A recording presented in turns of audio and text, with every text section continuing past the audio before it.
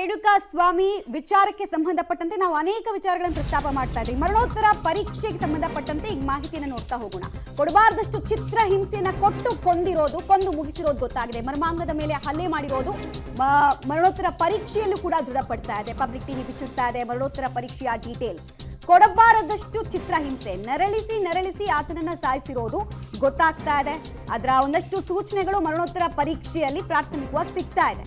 ಹಾಗಾದ್ರೆ ಮರಣೋತ್ತರ ಪರೀಕ್ಷೆಯಲ್ಲಿರುವಂತಹ inside details ಏನೇನು ಮಾಹಿತಿ ಸಿಕ್ಕಿದೆ, ಅದರಲ್ಲಿ ಹಿಂಸೆಯ ಅಥವಾ ಕ್ರೌರ್ಯದ ತೀವ್ರತೆ ಎಷ್ಟರ ಮಟ್ಟಿಗಿದೆ, ಡೀಟೇಲ್ಸ್ ಈಗ ಬಂತು ನೋಡಿ. ರೇಣುಕಾಸ್ವಾಮಿ ದೇಹದಲ್ಲಿ 15 ಕಡೆ ಗಾಯಗಳ ಗುರುತಿದೆ. ದೇಹದ ವಿವಿಧ ಭಾಗದಲ್ಲಿ ಗಾಯಗಳನ್ನು ಮಾಡಿರೋದು, ಆ ಗುರುತು ಇರೋದು ಪತ್ತೆಯಾಗಿದೆ. ಅದರಲ್ಲಿ ಎಷ್ಟೋ ಜನಕ್ಕೆ ಇನ್ಸಿಡೆಂಟ್ ಬಗ್ಗೆ ನಾಲೆಡ್ಜ್ ಇಲ್ಲ, ಇವನ್ ದರ್ಶನ್ ಅವ್ರಿಗೆ ನಾಲೆಡ್ಜ್ ಇಲ್ಲ. ಸೊ ಹಾಗಾಗಿ ಇಟ್ಸ್ ವೆರಿ ಕ್ಲಿಯರ್. ಅಲ್ಲ ನೆಕ್ಸ್ಟ್ ಇವಾಗ ಏನೋ ಅಷ್ಟೇ 6 ದಿವಸ ಕಸ್ಟಡಿ ತೊಗೊಂಡಿದ್ದಾರೆ. 6 ದಿವಸದಲ್ಲಿ ಅವ್ರು ಯಾವತ್ತು ಕೋರ್ಟಿಗೆ ಪ್ರೊಡ್ಯೂಸ್ ಮಾಡ್ತಾರೋ let them produce before the court first. ಅದಾದಮೇಲೆ ಲೀಗಲ್ ಆಕ್ಷನ್ಸ್ ಏನು ತೊಗೊಳ್ಬೇಕೋ ತೊಗೊಳ್ತೀವಿ. ಬಟ್ ಒಂದಂತೂ ಕೊನೆ ಮಾತು ಒಂದು ಹೇಳಿ ಹೋಗ್ತೀನಿ, ನಿಜವಾಗ್ಲೂ ಇದು ನೋವಿಂದ ಹೇಳೋದು, ಇನ್ನೋಸೆಂಟ್ಸ್ಗಳಿಗೆ ಯಾವತ್ತೂ ಕೂಡ ತೊಂದರೆ ಆಗ್ಬೋದು. ಈ ಹೆಸರು ಮಾಡಿದ ನೆನ್ನೆ ತನಕ ನಮ್ಗೆ ಇಷ್ಟು ಕಾನ್ಫಿಡೆಂಟ್ ಆಗಿ ಏನು ಹೇಳಬೇಕು ಅನ್ನೋದು ನಮ್ಗೊಂದು ಕ್ಲಾರಿಟಿ ಇರಲಿಲ್ಲ. ಬಟ್ ಇವತ್ತು ಹೇಳ್ತಾ ಇದ್ದೀನಿ, ಈಸ್ ಖಂಡಿತ ಇನ್ನೋಸೆಂಟ್. ಅವ್ರಿಗೆ ಈ ರೀತಿ ಆಗಿರೋದು ನಿಜವಾಗ್ಲೂ ಖಂಡನೀಯ, ಮಾಡಬಾರ್ದಾಗಿತ್ತು.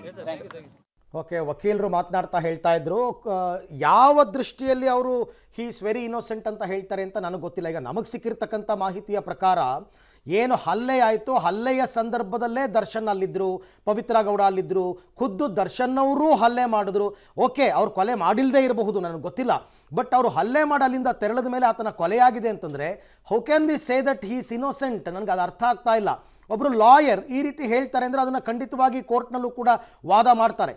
ಇನ್ನೋಸೆಂಟ್ಗಳಿಗೆ ಶಿಕ್ಷೆ ಆಗಬಾರ್ದು, ನಿಜ. ಅಂದರೆ 100 ಜನ ತಪ್ಪಿತಸ್ಥರು ತಪ್ಪಿಸ್ಕೊಂಡ್ರೂ ಪರವಾಗಿಲ್ಲ, ಒಬ್ಬ ನಿರಪರಾಧಿಗೆ ಶಿಕ್ಷೆ ಆಗಬೇಕು ಅಂತ ಕಾನೂನು ಹೇಳುತ್ತೆ, ಆಗಬಾರ್ದು ಅಂತ ಅಂದ್ಬಿಟ್ಟು. ಸೊ ಹಾಗಾಗಿ ಈಗ ಈ ಪ್ರಕರಣದಲ್ಲಿ ಅವರು ನಿರಪರಾಧಿಗಳು ಅಂತ ಅಪ್ರೂವ್ ಆದರೆ ಆಗಲಿ.